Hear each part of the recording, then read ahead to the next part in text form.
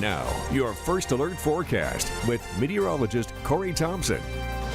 Easy night to get out and about around eastern Iowa, but you do need to be ready for those chillier temperatures. Hannah showed you those readings just a moment ago. Our North Liberty City Cam shows a good reason why. The winds have not calmed down as much as they did last night. They're not really expected to overnight, so expect those to continue to be in that 10 to 15 mile per hour range at times. That's going to take those air temperatures, push them down to the 30s, and then by later tonight, perhaps down into the upper 20s. So despite the slightly warmer thermometer readings, we will likely feel about the same for the start of your Wednesday. And that does involve that chance for some showers. We've been giving you the first alert to this for a few days, and we still have that chance as we head toward tomorrow afternoon in particular. They will be scattered, so not totally wet all the time, but the chance is actually pretty good as the storm system moves through the region. Now, the wider view of our satellite and radar picture, you see this bank of clouds that we had across a good portion of eastern Iowa shrunk really rapidly as we lost daytime heating, and that has since mostly gone away.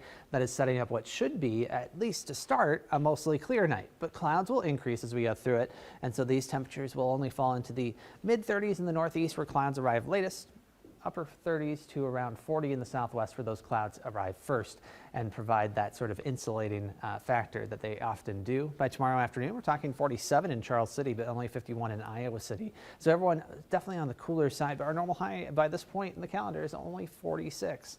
So we're actually still above that, even though it will feel chilly tomorrow as we get skies turning grayer. Now here's a view of our pinpoint futurecast tonight, expecting things to remain again fairly clear to start, but then those clouds really do start to move in. 4 o'clock, you start seeing them pushing past the Interstate 35 corridor into eastern Iowa. Tomorrow morning, a bit of a mix. We'll have some sun, more clouds than not, and as we go through the morning, more clouds start to move in. By about 11 o'clock, our western fringe of counties here, a few showers start to appear there too. That continues to track west to east through the rest of the afternoon. By 2 o'clock, yeah, a little bit of wet weather possible in Cedar Rapids and Iowa City, and this continues tracking through. So for your evening commute on Wednesday, yeah, showers are a pretty good chance, and that sticks into the evening and in the early portions of the overnight. Now, eventually this does wrap up. Literally, that area of low pressure tracks off to the northeast, takes its showers with it, and it looks like Thursday should be cloudy, but at least dry. Now, in terms of rainfall amounts, we're talking a couple tenths of an inch of rain with this system as it passes by.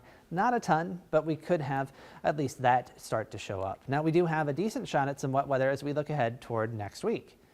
Well, it doesn't look like this is actually going to load up for me quite like I was hoping it would. That's very interesting. What a weird, interesting little glitch we're having here. But an area of low pressure is going to develop here on the plains. You can't see the clouds and precipitation with it, but it's going to track to the northeast as it does. And it's eventually going to bring in that shot for additional rain here in eastern Iowa. Now, a factor with this will be a tropical system that actually develops here in the western Caribbean.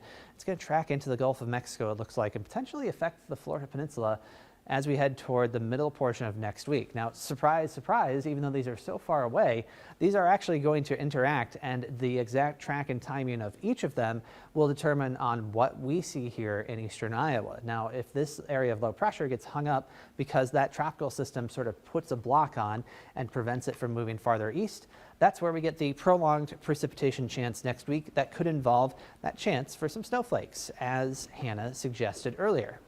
If that tropical system tracks just right and it doesn't block that storm system, then we may see a shorter period of precipitation possibilities and a reduced chance for additional wintry type precipitation. So we're going to keep a close eye on it and give you more information as we get closer.